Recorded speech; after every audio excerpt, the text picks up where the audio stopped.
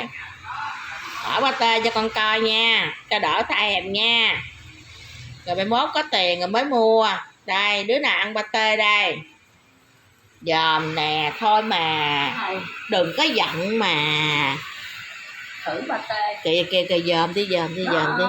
Đó, đứa nào ăn pate kìa, đó một thao kìa. Giận cái gì mà giận. Đó, cô ăn đó. Đó, ngon không kìa. Clip cho trời, sao không nào cũng thử hết trời. Ủa. Đó trời, làm pate cho con thử nữa nha. Thôi mà giận hờn cái giống gì.